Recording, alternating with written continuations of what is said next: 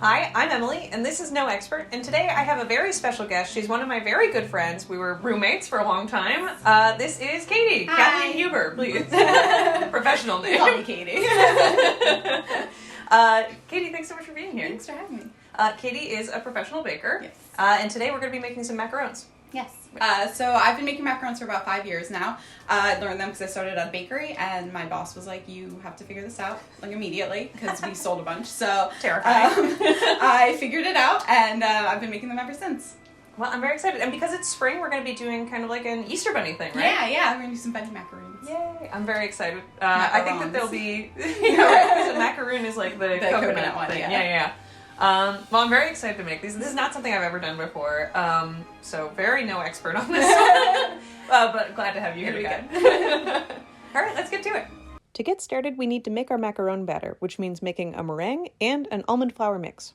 To make a meringue, we're going to use egg whites, cream of tartar, salt, sugar, and water. And that's the ingredients for the meringue. And then separately, we have almond flour and confectioner sugar, which is going to fold into that, and that's what makes the macaron batter. Cool. And this is half almond flour and half confectioner sugar, and we like blitzed it together in a food processor. Yes, it's 113 grams of each. Cool. And then we sifted it also. Yes. Yeah. So we're going to fold that into the meringue after we make the meringue. Yes. But right now we need to make the meringue. Yes. Okay, so we've got 3 egg whites, which have been aged overnight. So you're going to crack your egg whites, leave them in the fridge overnight. And then we're going to put them in the bowl of the stand mixer. And then to that, we're just going to add a pinch of cream of tartar and a pinch of salt. And we're going to let that sit while we make our syrup for the meringue. For our syrup, we're going to have 124 grams of sugar and 46 grams of water in a small saucepan on the stove. We're going to cook that to 245 degrees. We're actually there. All right. All right, so we're going to turn this off. We're going to pull this from the heat. All right, so we've hit 245. Yeah, absolutely. All right, so we're going to put this up.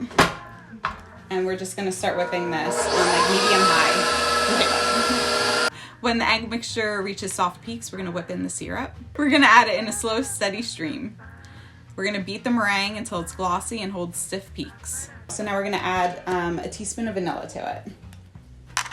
And this is something where it's like macarons are particularly complicated because you have to get like exactly the right stiff peak, right? Yeah, like if you over whip the meringue, it's going to break. And if you under whip the meringue, it's going to break. And both of those will cause your macaron to not rise properly. So it's really fun. We just chose like the easiest possible recipe. You know. We wanted to hang out for as short a period of time as possible.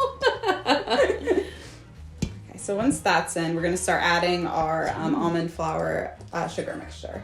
So we're going to add about a third of it to start, and we're going to fold it in. Awesome. Then when that's all mixed, we're going to add the rest of it and fold that in as well.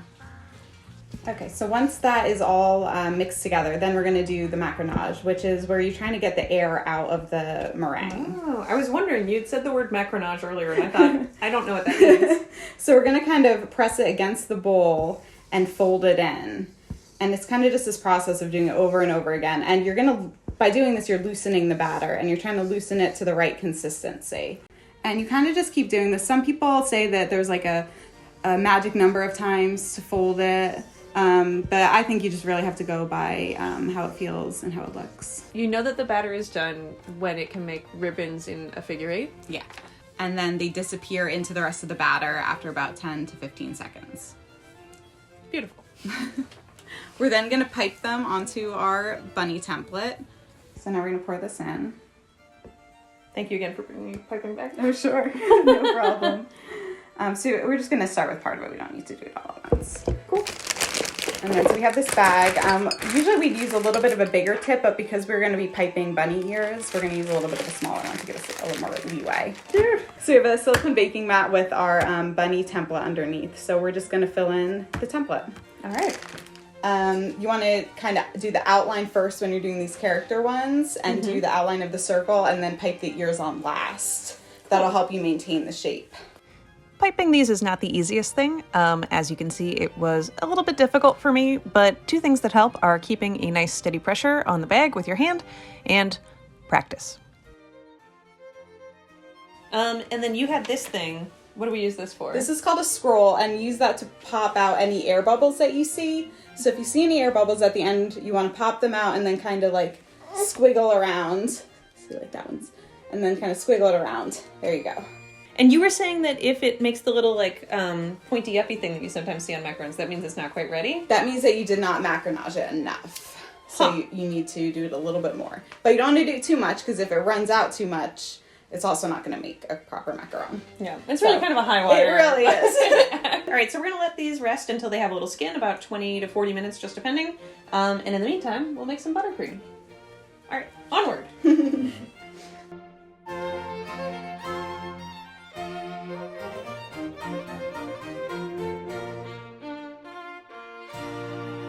So we're starting work on our buttercream right now, but our macarons are actually already ready and rested. Yeah, so you know that they're ready when you can touch them and your finger comes away clean. Mm-hmm. You don't want to let them rest for too long, so you pretty much want to get them right when they're at this stage. If they rest for too long, you're going to bake probably like slanted, or you're going to have problem developing feet properly. So now it's time to go into the oven.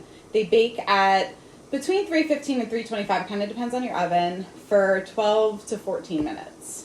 All right, so I'm going to pop these into the oven. So those are going into the oven. We're going to start making our Swiss meringue buttercream.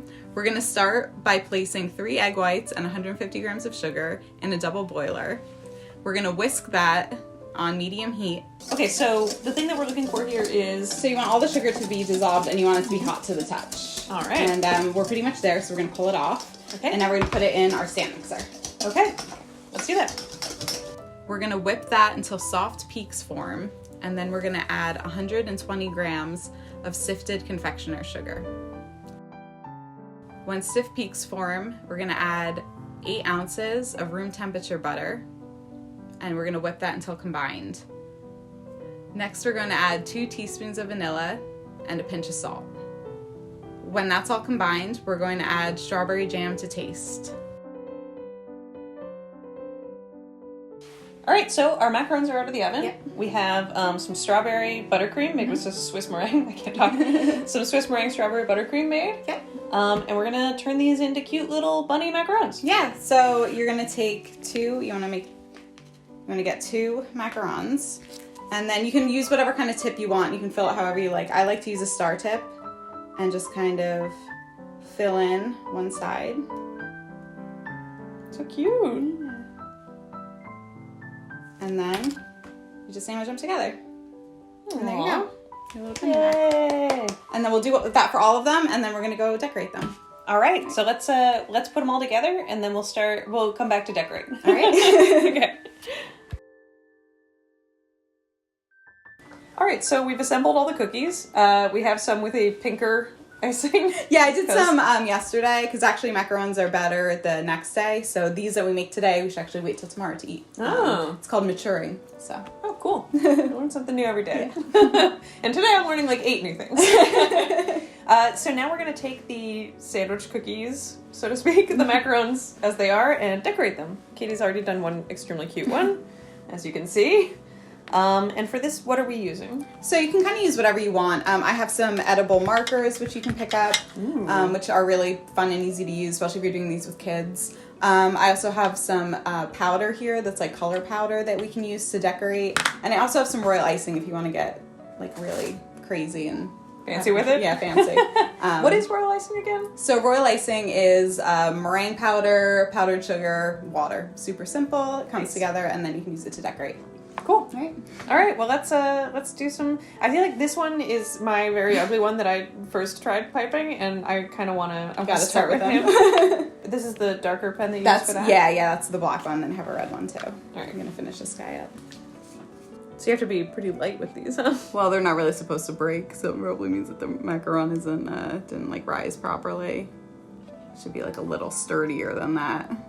Well, this one might not have been piped perfectly if we're being... He had a lot going against him, so... Yeah. There. I like him. I think he's good. Ooh, look at you getting fancy. Crown, yeah.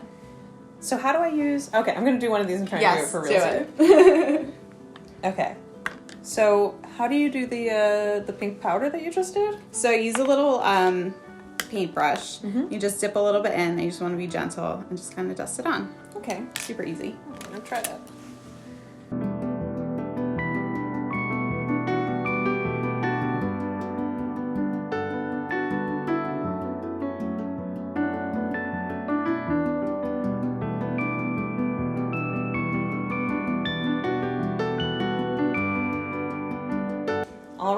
our macarons are done. Yeah. And they're so cute. Look at that. And that was not that hard. I mean, there's a lot of things that can go wrong. Yeah. But like, We made it though. attainable. Good. If I could do it in this kitchen, you know. They take practice for sure, but they came out really good. Yeah, good job. You too. Thanks. Should we try one? Yeah, I think so. I think it's Yeah. time. Which one are you going for? Should we do one of the ones from... I think we did one of the ones from yesterday, yeah. Yeah. As they said. Alright, well, cheers. Cheers. So cute. Mm-hmm. Mm-hmm. Yep. That's good. There we go. You can really taste all the effort that goes. Really good. Yeah. Chewy and crunchy, good. Mm-hmm. We've got crunchy exterior, chewy inside, buttery filling. It's like rich but light, salty but not too salty, sweet but not too sweet. It's perfect. It's perfect. And they're so cute Yeah. and springy. I'm proud of them. Do you have any thoughts, any feelings, any like tasting notes? They're really good. Yeah. Make these. Just try them. And if they mess up, like, try them again. They're still Try gonna them be again. pretty good, They're still yeah. gonna taste good. Mhm. So, And you'll learn something. yeah. A lot of things, weird.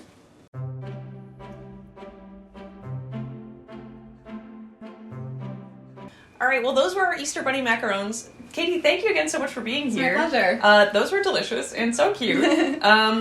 Where can people find you? What should they do now? So I have a bakery in Bangor, Pennsylvania. So you can find me at Kathleen Huber Cakes on Instagram at _Kathleen Huber. And I will link everything down below. You should absolutely check out all of Katie's stuff because she's a wonderful baker and I've eaten a lot of her baked goods, so I should know. Thank you again for being here, and thank you for being here. And if you liked this video, don't forget to slap a little thumbs up on it. And if you want to see more videos like this, you could always subscribe to this channel. That would be cool. There's also links down below for my free monthly newsletter, The Kitchen Dispatch, if you want to stay in the loop about what's going on with me, or if you want a shirt to feed my baking habit, that helps. Thanks again for watching. I hope you're great, and I'll catch up with you later. Bye! Bye-bye! Bye.